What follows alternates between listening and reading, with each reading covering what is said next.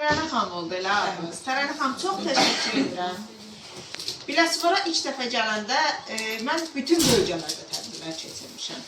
Azərbaycan Respublikası Mədəniyyət Nazirliyinin dəstəyi olduğu vaxtlarda olub, tək başına keçirdiyim tədbirlərim də çox olub. Və hər getdiyim bölgədə verdiyim suallardan biri, bura nə ilə seçilir? Məsələn, digər bölgələrimizdən fərqləndirən nədir bu bölgəni? Biləsuvar'a gələndə Biləsuvar'ı fərqləndirən nədir sualına qəhrəmanları cavabı aldım. Mübarizin vətənidir. Mübarizin vətənindən də mübarizdən sonra mübariz kimi qəhrəmanlarımız çox oldu. Tarixə adını yazıb gedən qəhrəmanlarımız çox oldu. Ancaq nəyə təəssüf edirəm? Tanıdığım digər bölgələrə nisbətən çox az şəhid tanıyıram buradan. Çox təəssüflər olsun ki. Çünki, məsələn, Cəlilabadda əgər mən 100 şəhid tanıyıramsa, baxın, mən Biləsuvarda cəmi 2 şəhid ailəsi dəvət eləmişəm. Çünki mən çox deyirəm. Yox, tanımaqdan söhbət gedir. Bax, Tərənə xan vurğuladı ki, necə yadınızda saxlayırsınız onların ailəsini, övladlarını, nəvələrini, hətta 90-cı ildə şəhid olanları. Mən bir gecə onların evində qonaq qalmışam. Kəlbiyevlərdə. Mən Kəlbiyev Şaiqin anasıyla gecə həm söhbət olmuşam. Əkrəm Kəlbiyevin atasıyla həm söhbət olmuşam. Mən həyat yoldaşını itirəndən sonra həyatdan əlini tamamilə üzmüş İlqarın yoldaşıyla həm söhbət olmuşam ki, Faiq əminin qızıdır. Və elə bir momentdə mən o ailənin ziyarətində olmuşdum ki, həqiqətən mənim gördüyüm şəhid xanımlarından tamam fərqlənirdi o xanım. Necə deyim, dərdini deyə bilməyən insanı. Adam var ki, susar, gözü danışar. Bu insan gəlib 10 dəqiqə səndən oturmurdu ki, gözümdən dərdimi öyrənər mənim. Yəni, o da bir farklı xarakterliydi. O da dərdini içində yaşayan biriydi və çox şükürlər olsun ki, o etapdan keçdi və çox şükürlər olsun ki, artıq bugünkü gündə özü tələbə yetişdirir, şagird yetişdirir, Bakıda müəllim işləyir və mən hər dəfə onun statusunda, inanın Allah, o şagirdlərlə şəkillərini görəndə o qədər sevinirəm ki, o qədər sevinirəm. Bugün mən dəvət eləmişdim, sadəcə müəllimlər də məktəbdən uzaq məsafə yaxında olsa bəlkə də gələrdi, olduğu üçün gələ bilmədi. Və hər ailədə bir xatirəm var mənim, unuda bilmədiyim bir xatirəm var mənim. Evin balaca qızı, Gültəkin də Aytəkindir, mən onları qarışdıram. Aytəkin rəsm kursuna gedirdi, onda mən gələndə 9-da oxuyurdu, səhv eləmirəmsə.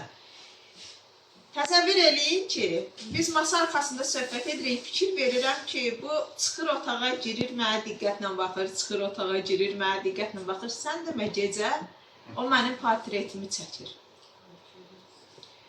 Və biz saat 1-ə qədər danışmışdıq da, o qədər xatirələr, haradasa gecə yarısı idi biz yatdıq, o qız o şəklin üstündə işləyirdi. Və sabah tədbirdə o şəkli mənə təqdim eləyəndə bir çıxış eləmişdi. Mənim heç vaxt yadımdan çıxmır. Tədbirin sonunda gəldi, dedi, şəkil təqdim eləyəndə, dedi, Esmə xanım, mən bir iki kəlmə deyə bilərəm. Və mikrofonu uzatdım, dedi ki, mən sizə o qədər heyranam ki, siz bu qədər şəhid ailəsinin dərdini içinizdə çəkirsiniz, amma onların yanında necə möhkəm dayana bilirsiniz, ağlamırsınız. Ki, mən ağlayaram, onlar da ağlayar. Siz o qədər möhkəm dayanırsınız ki, onlar sizin qabağınızda gözünün yaşını silib ağlamır, möhkəm olmağa çalışır. Onun o diqqəti, onun o mənə qarşı olan o sevgisi, inanın ki, bax, bu masada gördüyünüzün 5 qat artığı evdədir. Mən tərcüməyə halında da qeyd olunub, 32 kitab yazmışam, 28 dənə şəhidlərə yazmışam. 1000-dən çox şəhid ailəsi ziyarət eləmişəm. Heç bir kitabımı dövlət idarəsi nəşr eləməyib, heç bir kitabımı hansısa bir sponsor nəşr eləməyib. Bu kitabların ərsəyə gəlməsində mənim şəhid ailələrinin əziyyəti var, başqa heç kəsin əziyyəti yoxdur.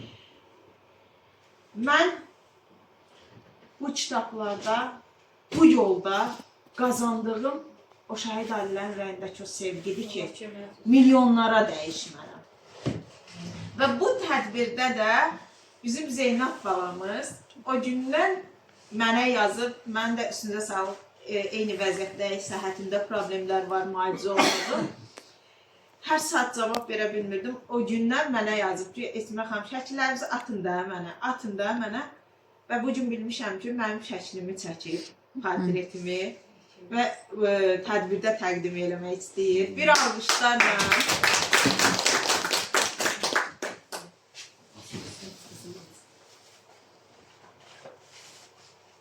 Düzdür.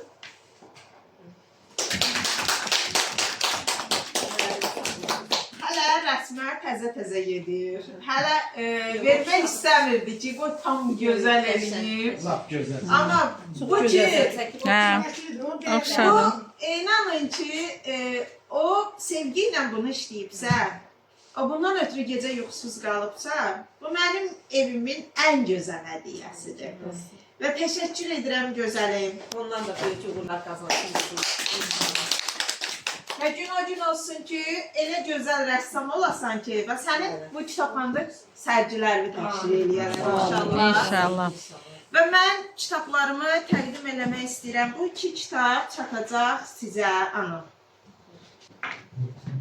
Bir alqışlarla. Allah sənə səbir versin, dözüm versin, güc versin, qüvvət versin. Faiq əmi, bu 3 kitab da sizə çatacaq. Buradan elə təqdim eləyim.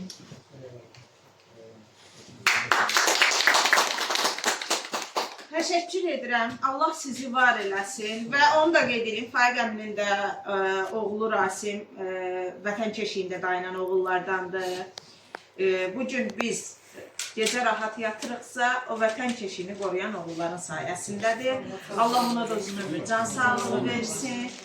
Və digər balalarımızdan, Tərəni xanım demişkən, sizi digər balalarımızdan sevindirsin inşallah. Şəhidimizin o bircə əmanətdə, elə digər şəhidimizin, İlqarımızın bizlərə olan 3 əmanəti də yalnız azad və